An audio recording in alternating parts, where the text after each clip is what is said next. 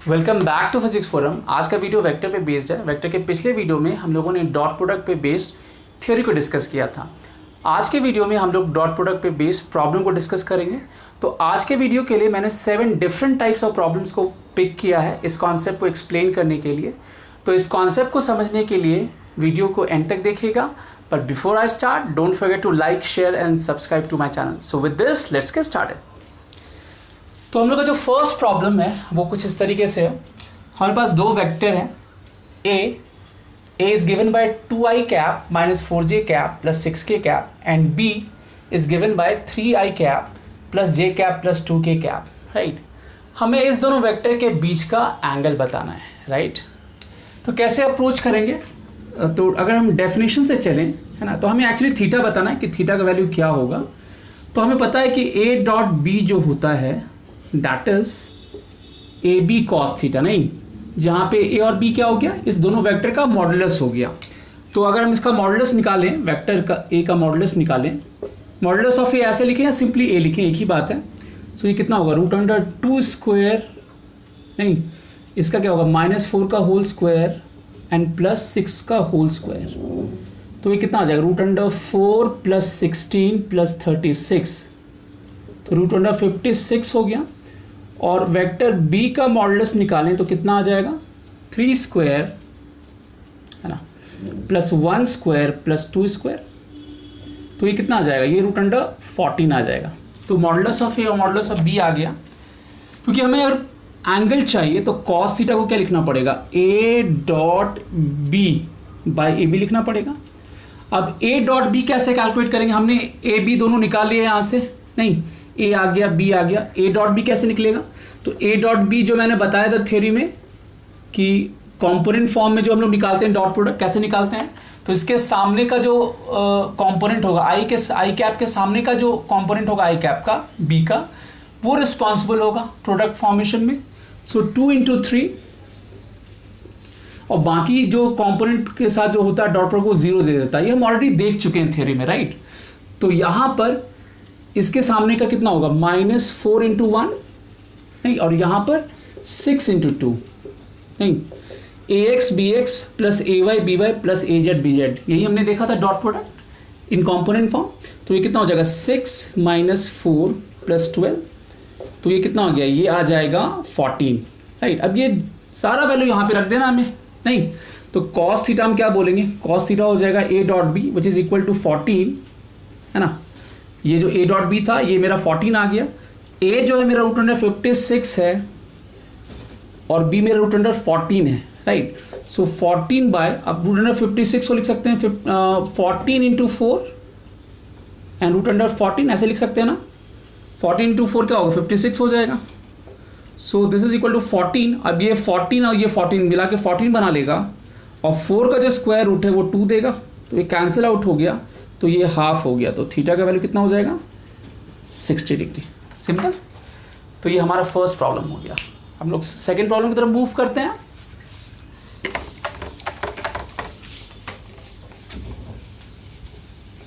Second problem में हमारे पास दो वेक्टर है। वेक्टर ए जो है that is equal to mi cap minus 2j cap plus k cap and vector b is equal to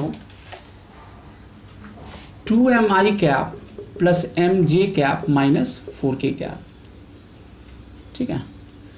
यहाँ पे m अननोन है, हमें बताना है कि m का वैल्यू क्या होगा अगर a और b दोनों ऑर्थोगोनल है या म्यूचुअली परपेंडिकुलर है एक दूसरे के। तो m का वैल्यू क्या होगा, ये क्वेश्चन है। तो m का वैल्यू क्या होगा, if a is perpendicular to b, ठीक है। तो अगेन डॉट प्रोडक्ट का एप्लीकेशन है। ए डॉट बी अगर दोनों वेक्टर परपेंडिकुलर है, सो ए डॉट बी हम क्या बता रहे थे, ए बी कॉस थीटा होता है, तो ए बी कॉस 90 हो जाएगा परपेंडिकुलर है तो ये 0 हो गया। अब ए डॉट बी निकालने का तरीका क्या होता था, इसके सामने का ए एक्स बी एक्स, ये बोलेंगे ना, ए X B X plus A Y B Y plus A Z B Z, ये क्या होगा, 0।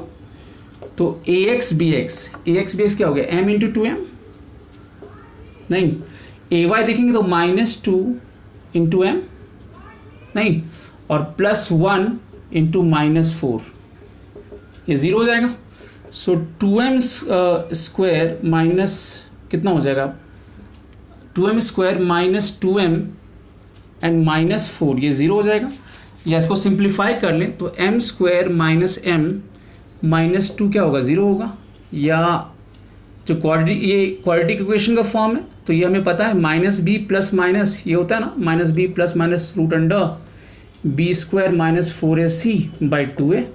तो सारा वैल्यू रख देते हैं। सो माइनस ऑफ b मेरा यहाँ पे कितना -1 है, तो -1 plus minus root under b square, तो -1 का स्क्वायर -4 इंटू 1, और c मेरा कितना -2 नहीं बाई 2 इंटू 1। सो ये 1 हो गया प्लस माइनस, ये देखेंगे तो ये +8 बनाएगा, ये 1 तो 9 हो गया बाई 2। सो 1 प्लस माइनस ये 3/2 हो जाएगा। तो एक वैल्यू इसका 2 हो जाएगा और एक वैल्यू इसका -1 हो जाएगा। तो दोनों ही वैल्यू के लिए जो दोनों वेक्टर होगा म्यूचुअली परपेंडिकुलर होगा। तो ये सेकंड प्रॉब्लम हो गया, ठीक है। अब हम लोग मूव करते हैं थर्ड प्रॉब्लम की तरफ। थर्ड प्रॉब्लम जो है कुछ इस तरीके से है।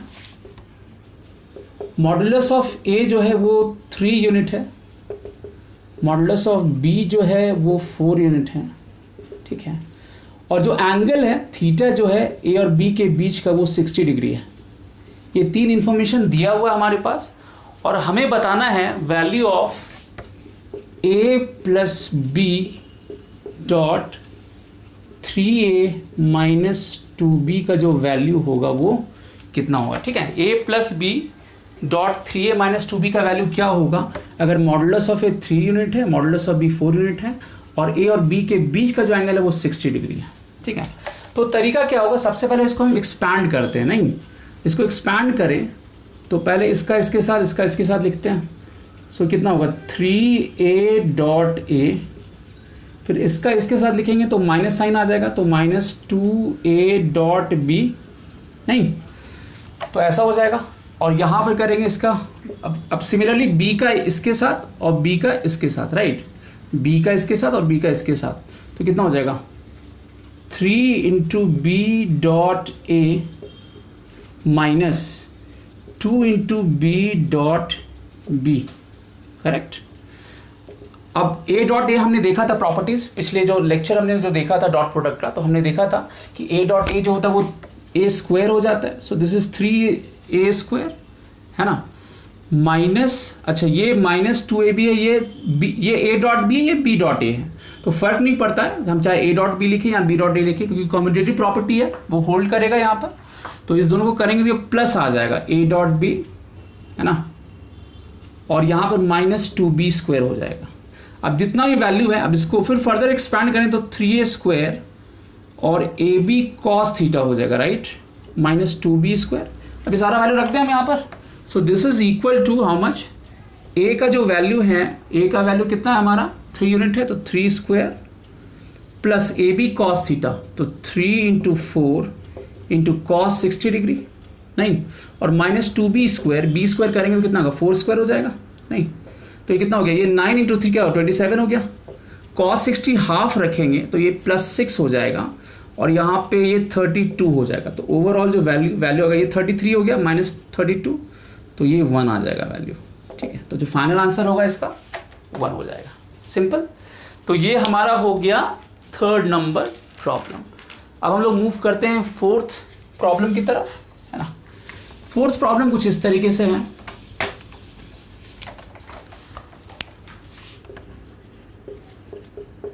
दो वेक्टर है 3i cap plus 4j cap and 4i cap plus 3j cap है, राइट। हमें क्या बताना है, हमें बताना है कि a का जो कंपोनेंट होगा वो अलोंग b क्या होगा और परपेंडिकुलर टू वेक्टर b क्या होगा। तो हमें बताना है कि component of vector a along and perpendicular to vector b जो है वो क्या होगा, ठीक है। तो कैसे अप्रोच करेंगे, तो हमने जो प्रोजेक्शन फॉर्म है या मैंने डिस्कस किया था डॉट प्रोडक्ट के लेक्चर में कि अगर किसी भी वेक्टर का हमें कंपोनेंट किसी दूसरे वेक्टर को अलोंग चाहिए तो हम लोग क्या करते थे, ए डॉट बी कैप करते थे। जैसे अगर मान लीजिए ए का बी के अलॉन्ग चाहिए, जो हमारा केस है यहाँ पर, राइट, तो ए डॉट बी कैप उसका क्या होगा, प्रोजेक्शन हो जाएगा उसके अलॉन्ग, ठीक है। तो जैसे मान लीजिए कि ये वेक्टर ए मेरा इस डायरेक्शन में है और ये है vector 3i cap plus 4j cap, और ये वेक्टर बी कुछ इस तरीके से है। ये वेक्टर बी जो है मेरा ये हो गया 4i cap plus 3j cap. नहीं, अब हमें इसके अलॉन्ग चाहिए, तो लेट से इसके अलॉन्ग अगर हम देखें, इस पर हम प्रोजेक्शन लेते हैं, तो ये जो कंपोनेंट हो जाएगा ये ए पैरेलल कंपोनेंट हो जाएगा जो बी के अलॉन्ग डायरेक्टेड है, राइट। ये वाला जो कंपोनेंट होगा और इधर वाला जो कंपोनेंट होगा ये जो होगा ये क्या होगा, ए परपेंडिकुलर होगा, नहीं, जो इस तरफ डायरेक्टेड होगा। तो हम ऐसा कह सकते हैं कि वेक्टर ए जो होगा that is equal to A parallel component plus A जो होगा जो परपेंडिकुलर कंपोनेंट होगा वेक्टर बी के, इस दोनों का वेक्टर सम होगा। जो ट्रायंगल लॉ होता है उस प्रॉपर्टी को हम होल्ड कर सकते हैं यहाँ पर। अब इंडिविजुअली, अच्छा वेक्टर ए हमें पता है, अगर हम ए पैरेलल निकाल लें तो ए परपेंडिकुलर हम लोग निकाल सकते हैं, राइट। तो पहले हम लोग ए पैरेलल देखते हैं। तो ए पैरेलल अगर हम देखें तो पहले ए डॉट बी कैप अगर हम करेंगे तो ये आ जाएगा प्रोजेक्शन ए का बी के अलॉन्ग, बट इसमें अगर डायरेक्शन भी लगाना होगा क्योंकि ये वेक्टर फॉर्म में है, राइट, तो इसके अलॉन्ग हमें डायरेक्शन भी लगाना पड़ेगा। तो ए डॉट बी जो है उसका प्रोजेक्शन आ गया, तो इसको अगर वेक्टर फॉर्म में लिखना होगा तो ये किधर डायरेक्टेड होगा, बी के अलॉन्ग डायरेक्टेड होगा। तो ये उस कंपोनेंट का वैल्यू हो गया और ये डायरेक्शन हमें साथ में लगाना पड़ेगा। तो यहाँ पे क्या करेंगे, बी कैप लगा लेंगे क्योंकि ये जो कंपोनेंट है वो बी के अलॉन्ग डायरेक्टेड है। तो ए डॉट बी कैप से एक वैल्यू आएगा और वो वैल्यू किसके अलॉन्ग डायरेक्टेड है, बी के अलॉन्ग डायरेक्टेड है। तो अब ए डॉट बी कैप निकालते हैं। तो ए डॉट बी कैप क्या होगा, सो 3i cap plus 4j cap है ना, डॉट, अब बी के अलॉन्ग यूनिट वेक्टर, ये यूनिट वेक्टर है, so 4i cap plus 3j cap by root under 4 square plus 3 square, right. और बी कैप हमें पता है 4i cap plus 3j cap by root under 4 square plus 3 square हो जाएगा। तो ये वैल्यू निकाल लेंगे हम लोग A X B X plus A Y B X को यूज करते हुए।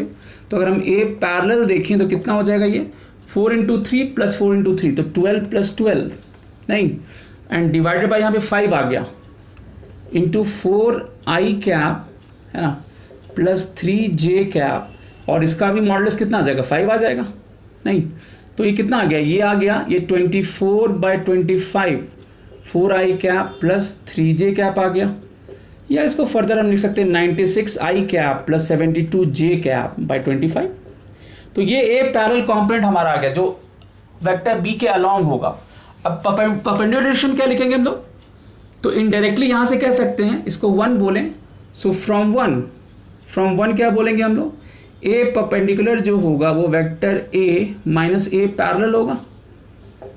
तो ए हमें पता है this is 3i cap plus 4j cap, और ए पैरेलल जो है मेरा ये कितना हो गया 96i cap plus 72j cap by 25, नहीं, तो यहां से ये 75 हो गया, 75i कैप और ये 100j कैप हो गया, नहीं, और minus 96i cap minus 72j cap by 25।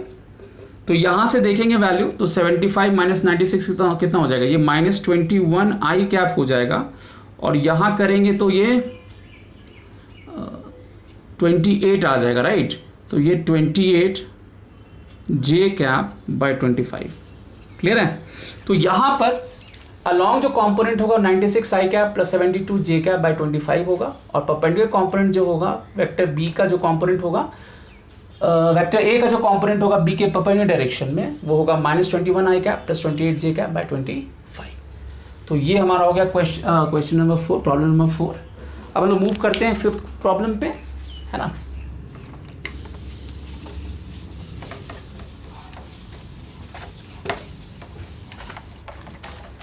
Fifth problem जो है कुछ इस तरीके से, एक फोर्स जो है which is equal to 3i cap plus 4j cap plus 5k cap, इतना न्यूटन है, और ये एक पार्टिकल को मूव करा देता है from position vector r1 is equal to i cap plus j cap plus k cap, है ना, ये मीटर में ले लेते हैं, right, to position vector r2 is equal to 2i cap plus 3j cap plus 4k cap. इस नए position vector पे वो ले जाता है। तो फोर्स जो है एक पार्टिकल पे लगता है जिसकी वजह से वो इनिशियल पोजीशन वेक्टर r1 से पोजीशन वेक्टर r2 पे पहुंच जाता है। तो हमें बताना इस फोर्स का वर्क डन क्या होगा। तो अगेन डॉट प्रोडक्ट का एप्लीकेशन है। ये फोर्स कांस्टेंट फोर्स है और हमें पता है इसका जो वर्क डन होगा हमें ये बताना, राइट। तो वर्क डन बाय जो फोर्स होगा वो कितना हो जाएगा, एफ डॉट डेल्टा आर हो जाएगा by definition. F dot force और डिस्प्लेसमेंट का डॉट प्रोडक्ट होता है वर्क डन जो होता है, राइट, कांस्टेंट फोर्स का। तो ये हो गया 3i cap plus 4j cap plus 5k cap, right. और डेल्टा आर जो बोलेंगे ये कितना होगा, R2 माइनस R1 होगा। तो अगर देखें यहाँ पर डेल्टा आर, सो R2 माइनस R1 हो जाएगा, नहीं। सो R2 माइनस R1 करेंगे 2 माइनस 1 कितना हो गया, i कैप, 3 माइनस j तो कितना हो जाएगा प्लस 2j कैप, 4 माइनस ये क्या होगा 3k कैप हो जाएगा। तो मेरा डिस्प्लेसमेंट वेक्टर डिफाइन हो गया। अब ये वैल्यू रख देंगे यहाँ पर। सो i cap plus 2j cap plus 3k cap. और अब जो ax bx plus ay by plus az bz वाला जो फॉर्म है उसको यूज करेंगे हम लोग, राइट। तो कितना हो जाएगा 3 into 1 plus 4 into 2 plus 5 into 3, 3 into 1 plus 4 into 2 plus 5 into 3। तो ये कितना हो जाएगा, ये 11 हो गया और ये 15 हो गया, तो 26 जूल आ जाएगा, नहीं। तो ये 3 हो गया, ये 8 11 और ये 15, तो 26 जूल इतना का वर्क डन होगा इस फोर्स की वजह से, राइट। तो ये हो गया हमारा क्वेश्चन नंबर 5। अब हम लोग मूव करते हैं क्वेश्चन नंबर 6। क्वेश्चन नंबर 6 में हमें एक्चुअली प्रूफ करना है कि अगर एक पैरेललोग्राम है ना, लेट्स से इसको हम PQRS बोलें, ठीक है, और अगर इस पैरेललोग्राम का डायगोनल एक दूसरे को परपेंडिकुलरली इंटरसेक्ट करता है, मतलब जैसे ये PR एक डायगोनल हो गया इसका और एक QS हो गया डायगोनल, ठीक है।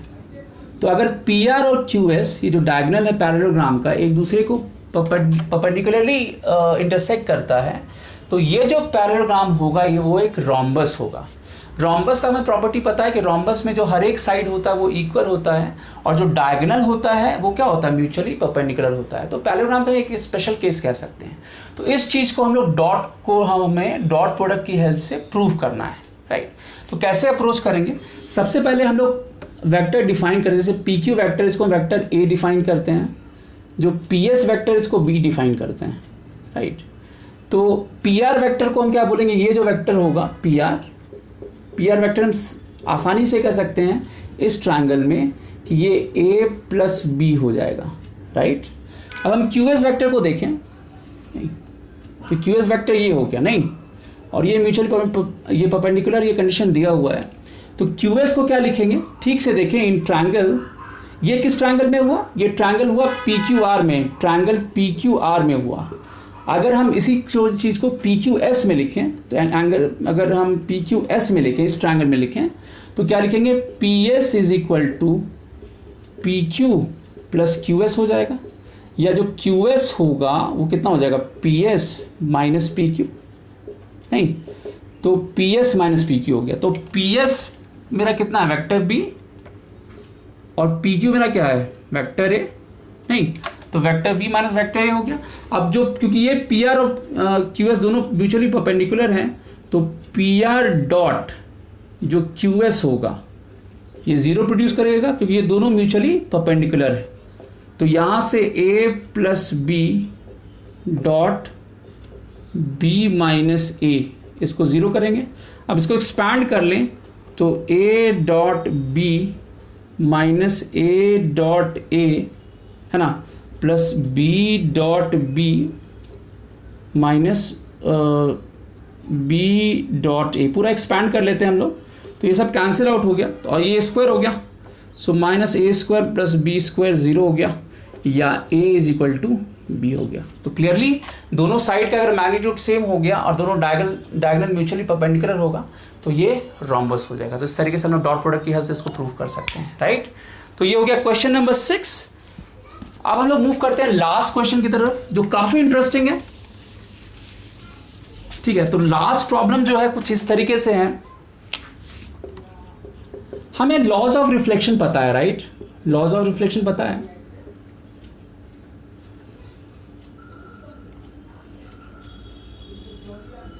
ये इंसिडेंट रे होता है, ये रिफ्लेक्टेड रे होता है, ये कॉमन नॉर्मल होता है, और दोनों जो है इंसिडेंट रे जो होगा कॉमन नॉर्मल से इक्वल एंगल बनाएगा, ये भी थीटा बनाएगा तो ये भी थीटा बनाएगा। अब क्वेश्चन हमारा क्या है कि इंसिडेंट रे के अलोंग हमें यूनिट वेक्टर दिया हुआ है, कॉमन नॉर्मल के अलोंग हमें यूनिट वेक्टर दिया हुआ है, तो हमें रिफ्लेक्टेड रे के अलोंग यूनिट वेक्टर बताना है in terms of E I cap and e N cap and using concept of dot product. यहाँ पे थीटा नहीं दिया हुआ है क्वेश्चन में, मतलब अपन डॉट प्रोडक्ट को यूज करते हुए प्रूफ करना है ई आर को in terms of E I cap and e N cap, इसके टर्म में रिप्रेजेंट करना है। ठीक है, तो कैसे अप्रोच करेंगे? ठीक है, तो देखिए सबसे पहले हम लोग क्या करेंगे, जैसे क्वेश्चन में दिया नहीं हुआ है कि ये एंगल थीटा है, मान लेते हैं कि ये थीटा है, तो ये थीटा तो ये भी थीटा नहीं। अब इसको आगे बढ़ाएं, तो ये मेरा ई आई कैप होगा, करेक्ट, ये ई आई कैप होगा। अब हम क्या करते हैं, इसको हम ओ बोलते हैं, लेट से इसको पी बोलते हैं, इसको क्यू बोलते हैं। अब ओ क्यू के अलाउंग जो यूनिट वेक्टर है, जो ई आर कैप होगा, वो भी एक यूनिट वेक्टर है, तो उसका मॉडुलस 1 होगा। और इसके अलाउंग जो है ओ पी के अलाउंग जो यूनिट वेक्टर ई आई कैप जो है, क्योंकि हम वेक्टर को उसके डायरेक्शन से बढ़ा सकते हैं, उससे वेक्टर चेंज नहीं होगा, तो ई आई कैप जो होगा इसका भी मॉडुलस 1 होगा। तो अब ठीक से देखा जाए तो देखिए ये थीटा तो ये भी थीटा नहीं, तो ये मेरा 90 माइनस थीटा हो गया, और ये भी मेरा क्या हो गया, ये भी 90 माइनस थीटा होगा, क्योंकि ये दोनों म्यूचुअली परपेंडिकुलर है नहीं। तो अब क्या होगा, अब देखिए ये 1 यूनिट है, ये भी 1 यूनिट है, और ये दोनों एंगल सेम है, तो अगर हम इसको ज्वाइन करेंगे, इस दोनों पॉइंट को हम ज्वाइन करेंगे, तो बाय सिमेट्री ये जो होगा ये एंगल 90 डिग्री होगा ना, नहीं, ये लेंथ दोनों का सेम है और ये एंगल भी दोनों का सेम है, तो इस दोनों एंड को अगर ज्वाइन करेंगे तो ये क्या होगा, बिल्कुल परपेंडिकुलर होगा इस पे, राइट।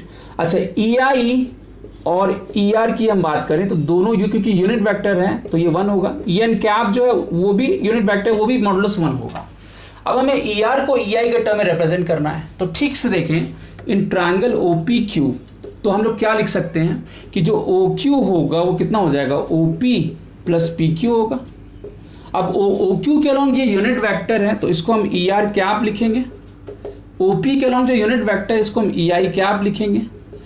पी क्यू के अलोंग अगर देखें तो इसको लिख सकते हैं, अब क्योंकि ये लाइन पी क्यू जो है इस कॉमन नॉर्मल के पैरेलल है, तो हम इस पी क्यू वैक्टर को इसके मैग्नीट्यूड और ये किसके पैरेलल होगा, ई एन कैप के पैरेलल होगा, तो ऐसे भी लिख सकते हैं, राइट, क्योंकि जो मेरा पी क्यू वैक्टर है वो ई एन कैप के पैरेलल होगा, नहीं पी क्यू ऐसे होगा ना, इस डायरेक्शन डायरेक्टेड होगा, तो पी क्यू जो होगा वो ई एन कैप के पैरेलल होगा।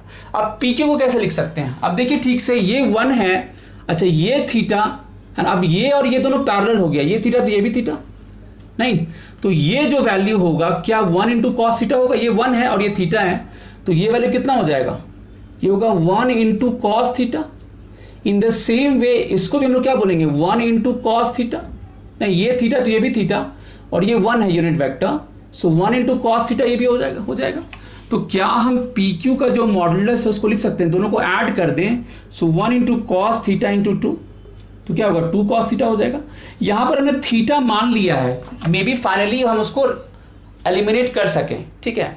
तो कई बार क्या होता है क्वेश्चन अगर नहीं दिया हुआ कुछ तो उसको मान लेते हैं, may be that is finally going to be eliminated, ठीक है। तो अब हमें थीटा को हटाना, कुल मिला के बात किया है कि मेरा जो ई आर आया है, ई आर जो आया है वो आ गया ई आई कैप, एंड ये हो गया 2 cos theta e N cap, तो सब कुछ आ गया हमारे पास, e r e i e n के टर्म में आ गया। अब इस थीटा को एलिमिनेट करना है, तो हम लोग एलिमिनेट कर सकते हैं, कैसे। अच्छा, हम यहां पर आपसे पूछें कि ई एन कैप और ई आई कैप के बीच का एंगल क्या होगा, मतलब ये एंगल क्या होगा, ठीक से देखिए। तो अगर ये थीटा है और ये पूरा स्ट्रेट लाइन है तो ये कितना होगा, पाई माइनस थीटा होगा ना, right.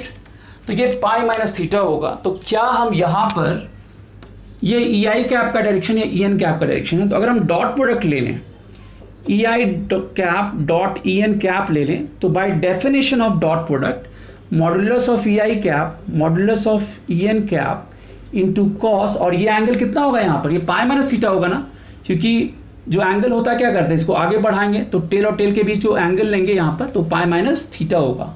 So cos pi minus theta, ये सब तो हम ऑलरेडी देख चुके हैं ना। तो वेक्टर के जो बिगिनिंग के जो वीडियोस थे उसमें हमने देखा था ये, राइट। तो ये 1 × 1 और कॉस पाई माइनस थीटा कितना होता है, माइनस कॉस थीटा, राइट। तो ये हो गया माइनस कॉस थीटा। तो हम 2 कॉस थीटा को क्या लिख सकते हैं, -2 डॉट EN क्या नहीं, इसको हम इक्वेशन 1 बोलें, इसको 2 बोलें।